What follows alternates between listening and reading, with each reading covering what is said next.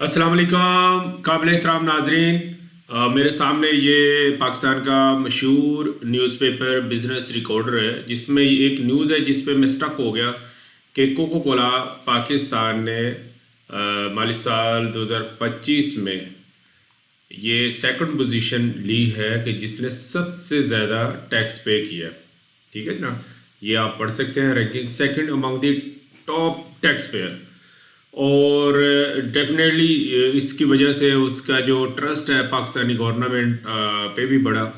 और साथ ये भी बताता चलूँ कि जो फर्स्ट आई है कंपनी वो है पीएसओ, पाकिस्तान स्टेट ऑयल। तो इसका मुकाबला तो खैर कोई और कंपनी नहीं कर सकती, क्योंकि पीएसओ एक बहुत बड़ी ऑयल सप्लायर कंपनी है और जिसकी मार्केट शेयर और ये सारी चीज़ें ज़्यादा है। लेकिन हैरान कुन ये बात ये है कि मैं आपको कोको कोला का व्यू भी दिखा देता हूँ कि कोको कोला है कि आप इस नाम से वाकिफ़ हैं। तो ये जनाब हैं कोको कोला की प्रोडक्ट्स।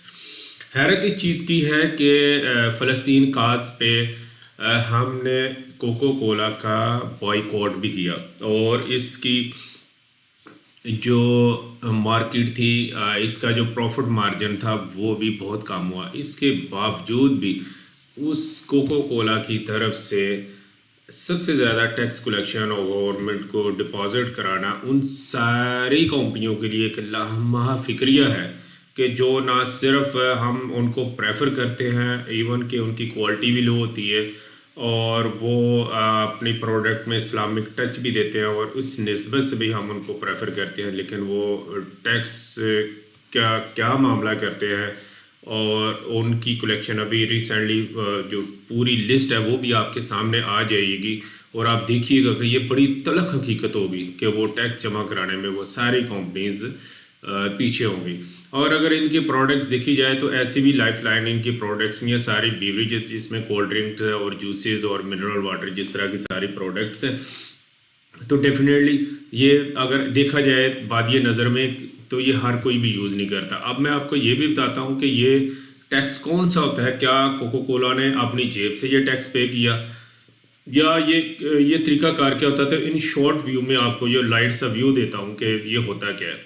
ये मेरी अपनी ही परचेजिंग है जिसकी रसीद मैं आपके पास एक सैंपल पे दिखा रहा हूँ। जैसे ये ड्रेस हैं तो ये टोटल जो ड्रेस थे 7,496 से, जिसमें 250 डिलीवरी चार्जेस थे। ये माइनस करें तो इसके जो 18% हम जो भी चीज़ परचेज़ करते हैं, इवन साबुन माचिस, तो उस पर 18% सेल टैक्स होता है। तो ये सेल टैक्स ये साथ है, ये मैंने पे किया। मैं और भी आपको दिखा देता हूँ कि ज़रूरी नहीं कि ये कपड़े खरीदे हैं, और भी चीज़ें होंगी जनाब।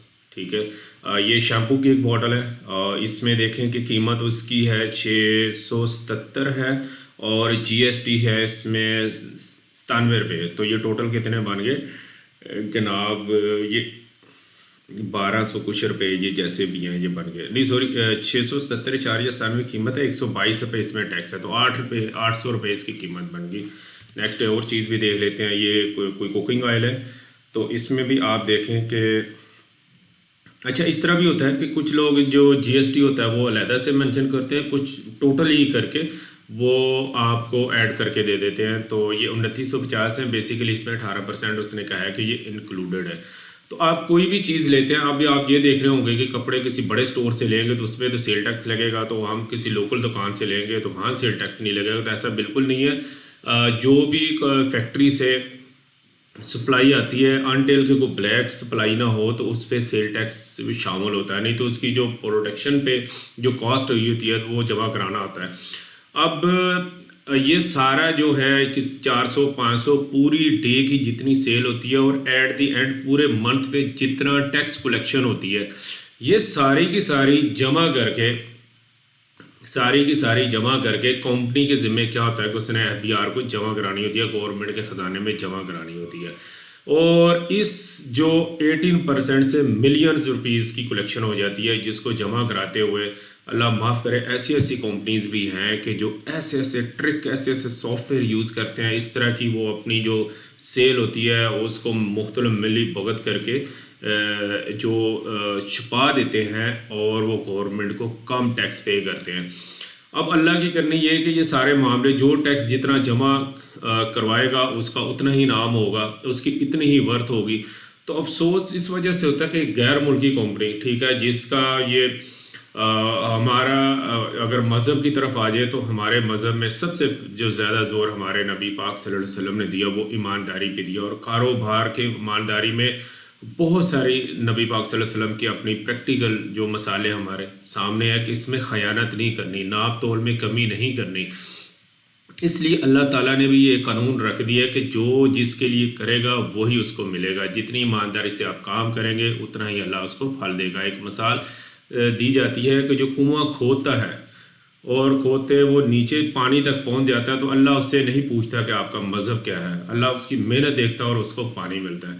تو لہٰذا آپ چھوٹا بزنس کر رہے ہیں، بڑا بزنس کر رہے ہیں، ایمانداری کو ضرور فالو کیا کریں، اور جو ٹیکس آپ کلیکشن کرتے ہیں اسپیشلی سیل ٹیکس، اس پہ 1 روپیہ بھی آپ کے اوپر نہیں ہے، یہ امانت ہوتا ہے عوام کا، اور آپ نے گورنمنٹ کو جمع کروانا ہوتا ہے۔ یہ بات کی بات ہے کہ گورنمنٹ اسے کیسے یوز کرے گی، کیسے یوٹیلائز کرتی ہے، وہ بھی آپ کے اوپر ہے کہ آپ اچھے سے اچھے جو گورنمنٹ جو سلیکشنز ہے وہ کریں تاکہ وہ ایماندار ٹیم آئے اور اس کا بہتر سے بہتر استعمال ہو۔